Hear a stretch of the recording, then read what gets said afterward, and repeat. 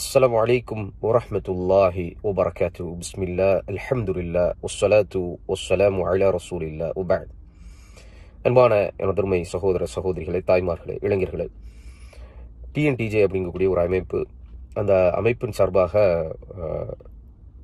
மன்ஹஜ் சலஃப் கொள்கை என்பது வழிகேடு, சலஃபிகள் வழிகட்டவர்கள் அப்படிங்கக்கூடிய ஒரு பிரச்சாரத்தை முன்னெடுத்து தமிழ்நாடு முழுவதும் அவங்க பிரச்சாரம் செஞ்சுட்டு இருக்கிறாங்க.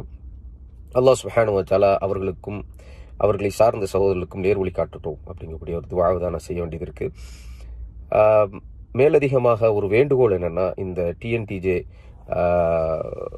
இருக்கக்கூடிய அறிஞர்களுக்கு, பேச்சாளர்களுக்கு, இந்த சலஃப் மன்ஹஜ் அப்படிங்கிறது வழிகட்ட மன்ஹஜ் அப்படின்னு மக்கள்கிட்ட பிரச்சாரம் செய்யக்கூடிய இவர்களுக்கு என்னுடைய வேண்டுகோள் என்னென்னா, முதல்ல மக்கள்கிட்ட சலஃப் அப்படின்னா என்ன அப்படிங்கிறத பதிவு செய்ய. நீங்கள் சொல்லக்கூடிய பொய்களில் பிரதானமான பொய் என்ன தெரியுமா?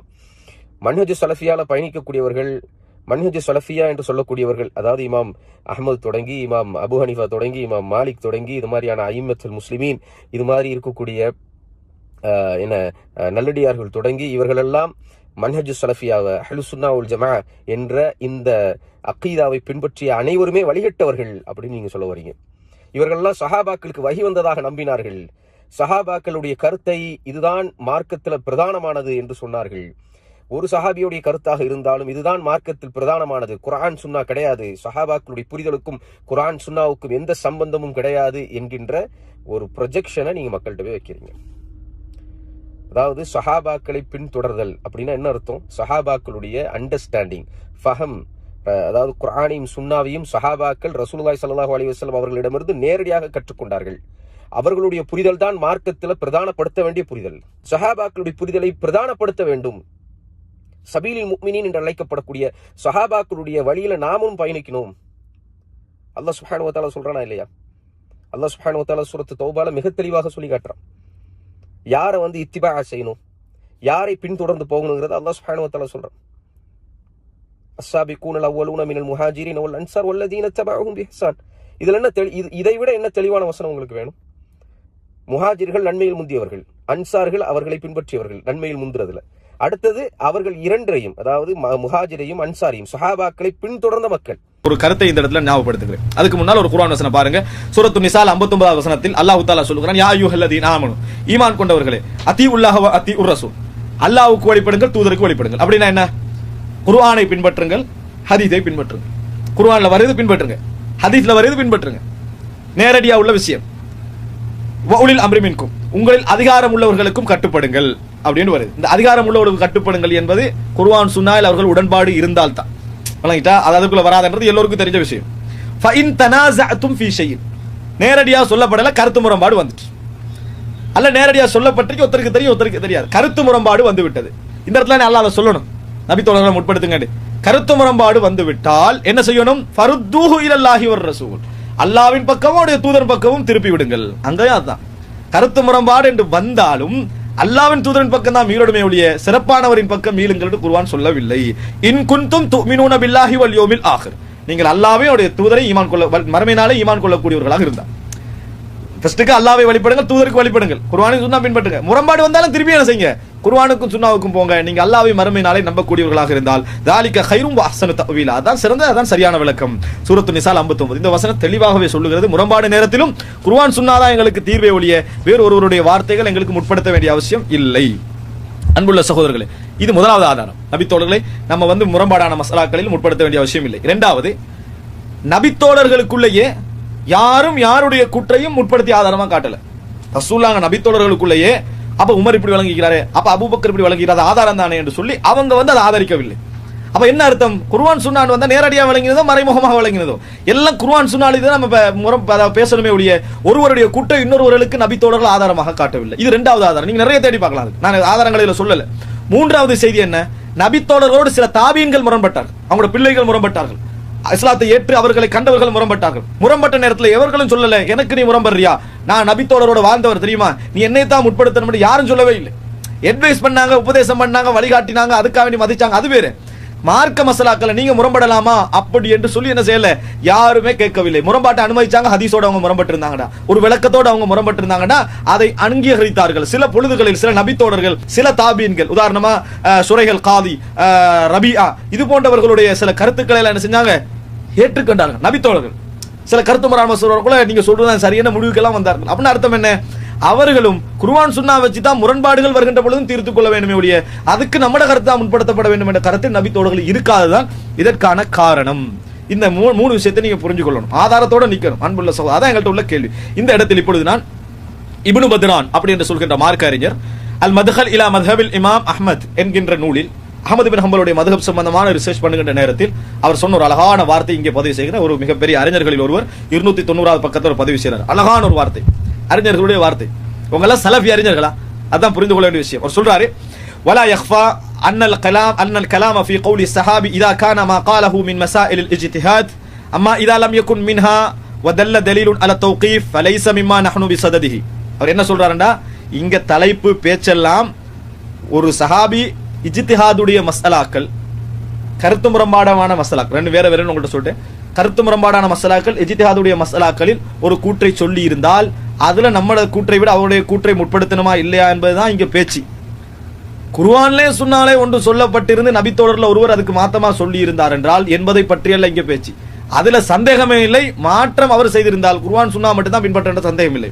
இங்க பேச்சு வந்து மௌனித்த மஸ்அலாக்கள் சொல்லிட்டு சொல்றார். வல்லதி யல்ஹர், அந்த மௌனித்த மஸ்அலாக்கள் விஷயத்திலும் எனக்கு புரிவதெல்லாம் அன்னஹுல் ஹக் மிஸ்லு ஹாதா லைஸ பிஹுஜ்ஜா, இது போன்றவைகள் கூட ஆதாரம் இல்லை. நபித்தோளுடைய கூற்றுக்கள் இது மாதிரி விஷயத்தில் முற்படுத்த வேண்டிய அவசியம் இல்லை, அது ஆதாரம் இல்லை என்பதுதான் விளங்கக்கூடிய விஷயம். ஏனென்றால் ஃபஇன்னல்லாஹ லம் யபஅத் இலா ஹாதிஹில் உம்மத்தி இல்லா நபியஹா ஸல்லல்லாஹு அலைஹி வஸல்லம், ரசூலுல்லாஹி ஸல்லல்லாஹு அலைஹி வஸல்லம் அவர்களை தவிர மார்க்க விஷயத்துக்கு ஒரு தூதரை அல்லாஹ் தஆலா அனுப்பவில்லை, அவர் தான் அனுப்பிக்கிறான். வலைஸலனா இல்லா ரசூலுன் வாஹித், எங்களுக்கு ஒரு தூதரை தவிர வேறு யாரும் இல்லை. அதாவது ஒரு மௌனித்த மஸ்அலாக்கள் விஷயத்தை சொல்ல நிறுவக்குள்ள ஒரு அடிப்படையில எப்படி அழகா நிறுவறாரு பாருங்க. கிதாபுன் வாஹித், ஒரே வேதம் தான். வஜமீஉல் உம்ம மஅமூரத்துன் பித்திபாஇ கிதாபிஹி வ சுன்னத்தி நபிஹி, எல்லா உம்மத்தும் வலா ஃபர்க பைன ஸஹாபா வ மன் பஅதஹும், நபித்தோழர்கள் பின்னால வந்தவங்க எல்லாருக்கும் என்ன கடமை, குர்ஆன் சுன்னா பக்கம் மீள்றது தான் எல்லாருக்கும் கடமை. வதா ஃபமன் கால இன்னஹா தகூமுல் ஹுஜ்ஜா ஃபீ தீனில்லாஹி பிகைரி கிதாபில்லாஹி வ சுன்னத்தி நபிஹி வமா யுர்ஜா இலைஹிமா ஃபகத் கால பிமா லா யஸ்புத் வ அஸ்பத ஃபீ ஹாதிஹி ஷரியத்தில் இஸ்லாமிய்யா மா லம் யஅமுருல்லாஹு பிஹி வ ஹாதா அம்ருன் அதீம் வ தகவுலுன் பாலிக். குர்ஆன்ல சுன்னாலை இல்லாத மறைமுகமான விஷயங்களுக்கெல்லாம் ஒரு ஆள்கிட்ட போகணும் அல்லது என்னது இன்னால்கிட்ட போகணும் என்று யாராவது சொல்லி அதுக்கு அது மார்க்கத்துல உள்ளது என்று அப்படி சொல்ல வந்தா இது வந்து ஒரு கட்டுக்கதை, அந்த அல்லாஹ்வின் மீதே இட்டுக்கட்டதாக என்ன செய்யும், மாறும். அப்படி யாரும் சொல்லல இஸ்லாமிய அறிஞர்கள், விளங்கிட்டா, அவர் விளங்கப்படுத்தார். அப்படி சொல்ற லெவலுக்கு வந்துட்டேன்னு சொன்னா குர்ஆன் சுன்னால இல்லாட்டியும் பின்பற்றணும் அப்படின்னு சொல்ற லெவலுக்கு வந்தா அது ஒரு இட்டுக்கட்டாக அவதூறாக என்ன செஞ்சிடும், அது இன்னொரு இடத்துல ரசூலுல்லாஹ்வோட இடத்துல கொண்டு போய் இன்னொரு ஆளை வைக்கிற மாதிரி வந்துரும். ஃபஇன்னல் ஹுக்ம லிஃபர்தின் அவ் அஃப்ராதி மின் இபாதில்லாஹி பிஅன்ன கௌலஹு வ அக்வாலஹும் ஹுஜ்ஜா அலல் முஸ்லிமீன் யஜிபு அலைஹிமுல் அமல் பிஹா மிம்மா லா புத்த அன்னல்லாஹ் அஸ்ஸ வ ஜல்ல به ولا يحل لمسلم الركون اليه فان هذا المقام لم يكن الا لرسول الله صلى الله عليه وسلم لا لغيرهم ولو بلغ في العلم والدين وعظم المنزله اي مبلغ ولا شك ان مقام الصحبه مقام عظيم. அவர் என்ன சொல்றாருன்னா, எந்த அந்தஸ்து அடைஞ்சாலும் எந்த தரத்தை அடைஞ்சாலும் குர்ஆன் சுன்னால ஒரு பிரச்சனைகள் எங்களுக்கு வருகின்ற பொழுது இந்த ஆள்கிட்ட போகணும் இன்னாள்கிட்ட போகணும் இவரை முற்படுத்தணும் என்றது இருக்குதே, இது வந்து ஆதாரம் இல்லாத ஒரு விஷயம். அவர் அறிவுல எந்த இடத்தை அடைஞ்சாலும், மன்சிலத்துல தரத்துல எந்த உயர்த்தியான இடத்தை அடைஞ்சாலும் அவர்கிட்ட போகணும் என்ற கூற்று ஏற்றுக்கொள்ளவே முடியாது, மறுக்க முடியாது. நபித்தோழர்கள் அறிவிலும் சிறப்பிலும் தக்வாவிலும் ஹஷ்யாவிலும் சிறந்தவர்கள், அதுல எந்த விதமான மாற்றம் இல்லை, அது ஏற்றுக்கொள்ளப்பட வேண்டிய விஷயம். ஆனா அதுக்கும் அவரை பின்பற்ற வேண்டும் என்பதற்கும் எந்த சம்பந்தமும் கிடையாது. ஏனென்றால் யாரையும் நாம் ரசூலுல்லாஹி ஸல்லல்லாஹு அலைஹி வஸல்லம் உடைய இடத்திற்கு கொண்டு போக முடியாது, யாரும் கொண்டு போக முடியாது. அவர் பின்பற்றினா கொண்டு போறதுன்றார். வ இல்ஸாமுன் நாஸி பித்திபாஇஹி ஃபஇன்ன ذلك மிம்மா லம் யதன் பிஹி வலா தபதன்ஹு ஃபீ ஹர்ஃபுன் வாஹித். இதுல குர்ஆன்ல சுன்னால எந்த விதமான ஆதாரமும் இல்ல, இது போன்ற விஷயங்களில் அவரை முற்படுத்தல் என்பதற்கு இதை யாரும் விளங்கிவிடக் கூடாது.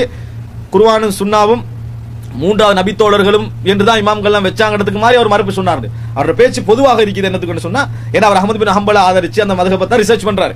ஆனா அவர் என்ன சொல்றாரு தெரியுமா, இன்னைக்கு குர்ஆன் சுன்னா என்ற விஷயத்தில் நம்ம வந்து முரண்பட்டாலும் முரண்படாத விஷயங்களிலும் எல்லா இடத்துலயும் ரசூல் ஸல்லல்லாஹு அலைஹி வஸல்லம் பக்கம் தான் போக வேண்டிய வழியே மௌனித்த மஸ்அலாக்களில் நபித்தோழர்களை முற்படுத்துறது என்பது பொருத்தம் இல்லை, அது பிழை என்று இமாம் இப்னு பத்ரான் அவர்கள் சொல்றதை பார்க்கிறோம். இதான் இமாம் ஷாஃபி ரஹிமஹுல்லாஹ் அவர்கள் சொன்னது. ஷேக் அல்பானியுடைய விஷயங்களை நீங்கள் எடுத்து பார்த்தீங்கன்னா பெரிய ஒரு சலஃபி அறிஞர். ஆனால் அவர்கிட்ட கேட்கப்படுகிற நேரத்தில் நபித்தோழருடைய கூற்றுக்களை நம்ம மார்க்க ஆதாரமாக எடுக்கலாமா அப்படின்னா யாரையும் நம்ம நிர்பந்திக்க முடியாது. அறிஞர்களை பார்க்கிறோம், சில டைம்ல எடுக்கிறாங்க, சில டைம்ல விடுகிறார்கள். அதனால நம்ம யாரையும் நிர்பந்திக்க முடியாது. குர்ஆன் சுன்னால இதுக்கு எந்த விதமான ஆதாரம் இல்லை என்று சொல்றது பார்க்கிறோம். ஆனால் சலஃபி அறிஞர், அவர் சலஃபி அறிஞர்கள் ஒருவர். அன்புள்ள சகோதரர்களே, இந்த வீடியோல இவர் பேசினதை பார்க்கலாம். இவர் ஒரு சலஃபி கொள்கையை சார்ந்த ஒரு ஆலிம் தான். இப்ப இவர் என்ன சொல்றாரு, நமக்கு மார்க்க விஷயத்துல ஒரு கருத்து முரண்பாடு ஏற்பட்டால், ஏன்னா இந்த சஹாபாக்களை மார்க்க ஆதாரமாக எடுக்கணும், சஹாபாக்கள் புரிந்தது போலதான் புரியணும், சஹாபாக்கள் குர்ஆனை எப்படி புரிந்தார்களோ ஹதீஸை எப்படி புரிந்தார்களோ அப்படிதான் புரியணும் அப்படின்னு சொன்னவங்க, அவங்க பிரதானமாக வச்ச ஒரு வாதத்தை நீங்க கவனிச்சிருக்கலாம். நாம குர்ஆனை விளங்க ஆரம்பித்தால், நாம ஹதீஸை விளங்க ஆரம்பித்தால் நம்ம வந்து கருத்து வேறுபாட்டுல போய் விழுந்துருவோம், நிறைய முரண்பாடுகள் வந்துரும் அப்படிங்கிறாங்க. அப்ப அதுக்கு இவர் பதில் சொல்றார், குர்ஆன் வசனத்தை வச்சு பதில் சொல்றார். என்ன, ஃபைன் தனாஸஅதும் ஃபீ ஷைஇன், நீங்கள் ஒரு விஷயத்திலே கருத்து முரண்பாடு கொண்டால் ஃபருத்தூஹு இலல்லாஹி வ ரசூல், அல்லாஹ்வின் பக்கமும் அல்லாஹ்வுடைய தூதரின் பக்கமும் திருப்புங்கள் தான் அல்லாஹ் சொல்றான். சஹாபாக்களின் பக்கம் திருப்புங்கள் சொல்லல, சிறப்பு தகுதியுடையவர்களின் பக்கம் திருப்புங்கன்னு சொல்லல அப்படின்னு சொல்றார். அப்போ கருத்து முரண்பாடு வந்தாலும் வரதான் செய்யும். கருத்து முரண்பாடு வந்தா நீ அல்லாஹ்ட்ட போ, இறைவனுடைய வார்த்தையில் போ, குர்ஆனில் போ, ஹதீஸில் போ. இதைத்தான் அல்லாஹ் நமக்கு சொல்லி காட்டுகிறான். அப்ப அதை விட்டுட்டு ஒரு நபித்தோழரின் கருத்தை எடுக்க வேண்டும், ஒரு நபித்தோழருடைய கருத்தை நோக்கி சொல்ல வேண்டும் என்பது மார்க்கத்தில் எந்த இடத்திலையும் சொல்லப்படாத ஒரு விஷயம். இதை இன்றைக்கு சில பேர் இப்படி தவறாக விளங்கி கொண்டு கொள்கையை பரப்பி கொண்டிருக்கிறார்கள். நபித்தோழர்களுக்குள்ளேயே இப்படி இல்ல, அபூபக்கர் இந்த கருத்து சொன்னார், உமர் இந்த கருத்து சொன்னார் என்று நபித்தோழர்களுக்குள்ளேயே இந்த ஒரு நபித்தோழர் இன்னொரு நபித்தோழரை பின்பற்ற வேண்டும் என்கின்ற கொள்கை அவர்களிடத்திலேயே முதலில் இல்லை. எல்லாமே குர்ஆன் சுன்னாதான், குர்ஆன் ஹதீஸில் இருக்கிறதா அதுதான் மார்க்கம். நமக்கு எந்த கருத்து வேறுபாடு வந்தாலும் சரி, எந்த விதமான முரண்பாடுகள் வந்தாலும் சரி, அங்கே நமக்கு தீர்ப்பளிப்பது குர்ஆனும் சுன்னாவும் தான், ஹதீஸ் தான். அல்லாஹ் நபி ஸல்லல்லாஹு அலைஹி வஸல்லம் அவர்களுக்கு என்ன சொன்னான், ஃபஹ்கும் பிமா அன்ஸல்லல்லாஹ், அல்லாஹ் அருளியதை வச்சு நீங்க தீர்ப்பிடுங்க. நீங்க தீர்ப்பு சொல்றதா இருந்தா, ஒரு விஷயத்துல கருத்து முரண்பாடு கொள்ளக்கூடிய விஷயத்துல தீர்ப்பு சொல்றதா இருந்தா அல்லாஹ் எதாரில் இருக்கிறான், குர்ஆன் ஹதீஸ் வச்சு நீங்க தீர்ப்பு எழுதுங்க என்று அல்லாஹ் நபிகள் நாயகம் ஸல்லல்லாஹு அலைஹி வஸல்லம் அவர்களுக்கு வழிகாட்டல தான். நமக்கும் அதான் வழிகாட்டல். நமக்கு மத்தியில ஃபைன் தனாஸஅதும் ஃபீ ஷைஇன், ஒரு விஷயத்திலே நீங்கள் கருத்து வேறுபாடு கொண்டால், நாம் கருத்து வேறுபாடு கொண்டால், நாம் போவது நபித்தோழரிடம் இல்ல, குர்ஆன் ஹதீஸ்ல. குர்ஆன் ஹதீஸில் நமக்கு எது விளங்குகிறதோ, நாம் எதை விளங்குகிறோமோ, குர்ஆன் ஹதீஸ் என்ன கருத்தை நமக்கு சொல்லுகிறதோ அதுதான் மார்க்கம் தவிர, அதுதான் இறைவனிடத்தில் விசாரிக்கப்படுமே தவிர நீ நபித்தோழரிடம் சென்றாயா என்று இறைவன் விசாரிக்க மாட்டான். அப்படி செல்வது நம்மை வழிகேட்டிலே, நம்மை ஒரு தவறான கொள்கையிலே இறைவனுடைய அந்த மார்க்கம் ஏற்றும் அதிகாரத்தை நபித்தோழர்களுக்கு வழங்கினதாக ஆகும் என்று சொல்லிவிட்டு, இந்த இப்னு பத்லான் என்ற ஒரு சலஃபி அறிஞராம், அவரும் இந்த கருத்துக்களை, அவரும் இப்படி நபித்தோழர்களை முற்படுத்த கூடாது அப்படின்னு சொன்ன தகவல்களை எல்லாம் பதிவு செய்யறார். எதுக்கு இதெல்லாம் சொல்றாருன்னா, சலஃபி கொள்கை என்பது இப்படி நபித்தோழர்களை பின்பற்ற வேண்டும், நபித்தோழர்களுடைய கருத்தை முற்படுத்த வேண்டும், நபித்தோழர்கள் விளங்கியது போலத்தான் விரும்ப வேண்டும் என்பது சலஃபி கொள்கை இல்லை என்பதற்காக பதிவு செய்யறார். நபி ஸல்லல்லாஹு அலைஹி வஸல்லம் அவர்கள் மட்டும்தான் நமக்கு நபி, அவர்களைத்தான் இறைவன் நமக்கு விளக்குவதற்காக அனுப்பியிருக்கிறான், மற்றவர்களை யாரையும் நமக்கு விளக்குவதற்காக அனுப்பல. அப்ப நாம பின்பற்றதா இருந்தா ரசூலுல்லாஹ்வுடைய விளக்கத்தை மட்டும்தான் நாம எடுத்துக்கணும், அந்த அந்தஸ்து வேறு யாருக்கும் நாம கொடுக்க கூடாது. அப்படி மற்றவர்களுடைய கருத்துகளுக்கு போகணும். அல்லாஹ் மார்க்கத்தில் வெளிப்படையாக சொல்லப்படாத சட்டதிட்டங்கள்ல மற்றவர்களுடைய கருத்துல, நபித்தோழர்களுடைய கருத்துக்களுக்கெல்லாம் நாம போகணும் அப்படின்னு சொன்னா அது தெளிவாக மார்க்கத்தில் அல்லாஹ்வின் மீது இட்டு கட்டுகின்ற ஒரு விஷயம். அப்படி அல்லாஹ் எங்கேயுமே சொல்லல.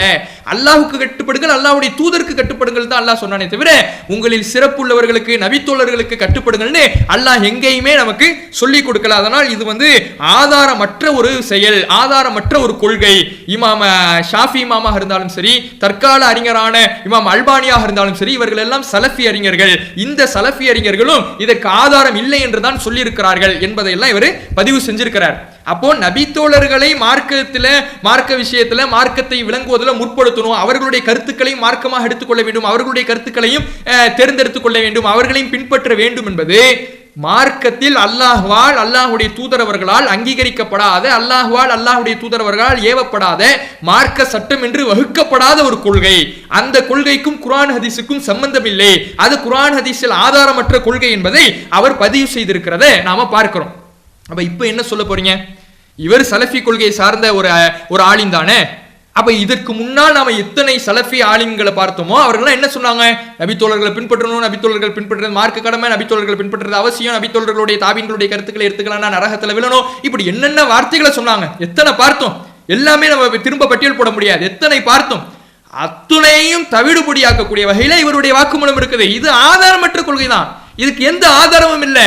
இப்படி சொல்வது சலஃபி மன்ஹஜ் இல்லை என்று இவர் சொல்லுகிறார் என்றால், அப்ப சலஃபி கொள்கைன்னு இன்னைக்கு நபித்தோழர்களை பின்பற்றதை இன்னைக்கு சொல்றீங்களே, நபித்தோழர்களை அவசியம் பின்பற்றணும்னு சொல்றீங்களே, இல்லைன்னா நரகத்துல விழுவோம்னு சொன்னீங்களே, இல்லைன்னா வழிகாட்டுக்கு கொண்டு போகும்னு சொன்னீங்களே, குர்ஆன் சுன்னாவை மட்டும் பின்பற்றுகின்ற எங்களை பார்த்து, வஹி மட்டும் தான் மார்க்கம் என்று சொல்லக்கூடிய எங்களை பார்த்து வழிகேடு இது, இஜ்மா இல்லாமல் மார்க்கத்தை பின்பற்றினால் அது வழிகேடுன்னு சொன்னீங்களே, அந்த கிளிப்பை பார்த்தோமே. அப்ப இதுக்கு என்ன சொல்ல போறீங்க? இன்னொரு கிளிப்பை பாருங்க, 112வது கிளிப்பை போடுங்க. குர்ஆன் சுன்னா சஹாபான்னு சொல்லணும், குர்ஆன் சுன்னா மட்டும் சொல்றவங்க வழிகேடுன்னு சொன்னா அவர் தான் வழிகேடர். அதுல எந்த விதமான சந்தேகமும் இல்லை. இந்த இஸ்லாமிய உம்மத்தில் மார்க்கம் குர்ஆன் சுன்னா மட்டும்தான், அந்த இடத்துக்கு வரவே வராது என்பதை நல்ல முறையில் புரிந்து கொள்ள வேண்டும். அப்ப இதுல இவர் சொல்றத பார்க்கலாம், குர்ஆன் சுன்னா மட்டும்தான் மார்க்கம், குர்ஆன் சுன்னா சஹாபாக்கள்னு சொல்லணும் அப்படின்னு யார் சொல்றாங்களோ, அல்லது குர்ஆன் சுன்னா மட்டும்தான் சொல்லக்கூடியவர்களை யார் வழிகேடர்கள்னு சொல்றாங்களோ, அந்த சொல்லக்கூடியவர்கள் தான் வழிகேடர்கள், அவர்கள் தான் வழிகேட்டில் இருக்கிறாங்கன்னு இவ்வளவு தெளிவா சொல்றாரு. அப்ப இவர் உங்களுடைய கொள்கையை சார்ந்தவர் தானே. அப்ப ஏன் மக்களை ஒரு அசத்திய கொள்கைக்கு போய் அழைச்சிட்டு போறீங்க? வஹியை மட்டும்தான் பின்பற்ற வேண்டும் என்று இறைவன் அடிப்படை வைத்திருக்க, இறைவனுடைய வஹி அல்லாதது மார்க்கம் ஆகாது என்று இறைவன் சொல்லியிருக்க, அல்லாஹ்வுக்கு கட்டுப்படுங்கள், அல்லாஹ்வுடைய தூதருக்கு கட்டுப்படுங்கள் என்று மட்டும் இறைவன் சொல்லியிருக்க, நபித்தோழர்களும் மார்க்கம், நபித்தோழர்களுடைய விளக்கங்கள் மார்க்கம், நபித்தோழர்கள் விளங்கியதை போலத்தான் நாம் விளங்க வேண்டும், நபித்தோழர்களுடைய விளக்கத்தை விட்டுவிட்டு நாம் விளங்கக்கூடாது, நம்முடைய விளக்கமும் நபித்தோழர்களுடைய விளக்கமும் உடன்பட்டால் நம்முடைய விளக்கத்தை விட்டுவிட்டு நபித்தோழருடைய விளக்கத்திற்கு தான் செல்ல வேண்டும், அவர்களுடைய புரிதலுக்கு மாற்றமாக நாம் எதையும் புரியக்கூடாது, அவர்கள் ஒன்றை புரியவில்லை என்றால் நாம் அதன் பக்கம் தலை வைத்து படுக்க கூடாது என்றெல்லாம் பேசினீர்களே. ஏன் இப்படி மக்களை குழப்புறீங்க? மக்களை ஏன் அசத்தியத்துக்கு வழிநடத்தி செல்றீங்க? இங்க இருக்கக்கூடிய மக்களை, இந்த தமிழ் பேசும் மக்களை ஏன் இப்படியான ஒரு தவறான கொள்கைக்கு அழைத்து கொண்டு செல்கிறீர்கள் என்பதுதான் நம்முடைய கேள்வியாக இருக்கு. அப்ப இஸ்லாத்தினுடைய அடிப்படையை பார்த்தோம். இஸ்லாத்தினுடைய அடிப்படையை தகர்க்கக்கூடிய வகையிலே இவர்களுடைய கொள்கை எப்படியெல்லாம் முரண்பாடாக, எப்படியெல்லாம் பாத்திலாக இருக்கிறது என்பதையும், இதை சமாளிப்பதற்காக மக்கள் முன்னிலையிலே வருகின்ற பொழுது எப்படி ஒரு அலங்கார வார்த்தையை பயன்படுத்தி இவர்கள் மக்களை மடைமாற்றம் செய்கிறார்கள், மக்களிடத்தில் தங்களுடைய கொள்கையை தவறானது இல்லை என்பதை பதிவு செய்வதற்காக என்னெல்லாம் முயற்சி செய்கிறார்கள் என்பதை பார்த்தோம். சலஃபி கொள்கையை சார்ந்த ஆலிம்களே இந்த சலஃபி கொள்கை என்பது ஒரு நபித்தோழரை பின்பற்றினாலும் பின்பற்றுவதும் தான் அப்படியெல்லாம் சொல்லி இந்த ஒட்டுமொத்த நபித்தோழர்களையும் பின்பற்றுவதுதான் சலஃபி கொள்கை என்று சொன்னவர்களுக்கு முரண்படுறதை பார்க்கிறோம். கடைசியில் ஒருவர் நபித்தோழர்களை பின்பற்றுவதற்கு எந்த ஆதாரமும் இல்லை என்று பதிவு செய்தது. எப்படி அவர்கள் எந்தெந்த ஆதாரங்களை எல்லாம் வைத்து நாம் எப்படி மறுப்போமோ, வஹியை மட்டும் பின்பற்றக்கூடிய நாம் எப்படி மறுப்போமோ, அதே போல அவர் ஒரு சலஃபி ஆலிம் தான். ஆனால் அவர் எப்படி சொல்றாரு, இதுக்கு எந்த ஆதாரமும் இல்லை, அல்லாஹ் கட்டுப்படுங்க, அல்லாஹ்வுடைய தூதர் கட்டுப்படுங்க தான் இருக்கு, குர்ஆன் சுன்னா மட்டும்தான் மார்க்கம், எந்த நேரத்திலையும் ஒரு மனிதருடைய கருத்து மார்க்கமாக ஆகாது என்பதை அவ்வளவு தெளிவாக பதிவு செஞ்சிருக்கிறார். அப்போ நாம கேட்கக்கூடியது ஒண்ணுதான், மக்களிடத்தில் இப்படியான தவறான கொள்கை ஏன் பரப்புறீங்க? இப்ப நாம இன்னொரு கூடுதலாக சொல்லக்கூடிய விஷயம் என்னன்னா, இவ்வளவு விஷயங்கள் இந்த நிகழ்ச்சியின் மூலமாக பதிவு செஞ்சிருக்கிறோம். இன்னும் இஸ்லாத்தினுடைய அடிப்படைகள் பற்றிய கூடுதல் தகவல்கள், அதே போல இவர்கள் சொல்லக்கூடிய எதிர்வாதங்கள், சமாளிப்பதற்காக இவர்கள் சொல்லக்கூடிய எதிர்வாதங்கள், ஒட்டுமொத்த சஹாபாக்களையும் தான் ஏற்றுக்கொள்ள வேண்டும், குர்ஆன் ஹதீஸை சஹாபாக்கள் விளங்கியது போல விளங்க வேண்டும் என்றோ, அல்லது நீங்க சஹாபாக்களை திட்டுறீங்க, அவமதிக்கிறீங்க என்று நம்ம மேல சொல்லக்கூடிய அவதூறுகளை பற்றியோ, நீங்க சஹாபாக்களை பத்தி பயான் மட்டும் ஏன் பேசுறீங்க அப்படின்னு கேட்கக்கூடிய கேள்வியோ, அல்லது நீங்க விளக்க சொன்னா மட்டும் ஏத்துக்கணும், சஹாபி சொன்னா ஏத்துக்க கூடாதா அப்படின்னு கேட்கக்கூடிய கேள்வி, கருத்து முரண்பாடு, நீங்க நாம விளங்கணும்னு விட்டா நீங்க ஒரு மாதிரி விளங்குவீங்க, அவங்க ஒரு மாதிரி விளங்குவாங்க, இது கருத்து முரண்பாடுல போடுவோம், அதனால சஹாபாக்கள் பக்கம் நம்ம திரும்பிடணும்னு சொல்லக்கூடிய விளக்கம், இது எல்லாவற்றிற்கும் போதுமான அளவு பதில் நாம கொடுத்திருக்கிறோம். நாம போட்ட கிளிப்புகள்லயே அதற்கான பதில் இருக்கிறது.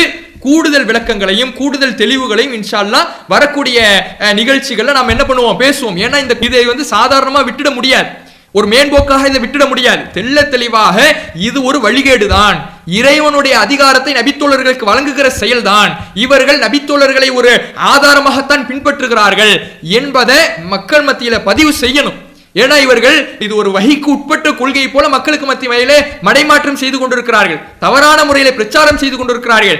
இவர்களுக்கு மத்தியில இப்படியான கருத்து வேறுபாடுகள் பின்பற்றலாம், பின்பற்றக்கூடாது, கருத்துக்கு விளக்கத்துக்கு ஏத்துக்கலாம், ஒட்டுமொத்தவர்கள் தான் ஏத்துக்கணும், தனிநபர் ஏத்துக்க கூடாது, வஹி வருது, இப்படியான கருத்து வேறுபாடுகள் இவர்களுக்கு மத்தியில் இருக்கிறதுனால தான் என்னவோ தெரியல, விவாதம் என்றால் அரண்டு ஓடுகிறார்கள், அரண்டு விடுகிறார்கள்.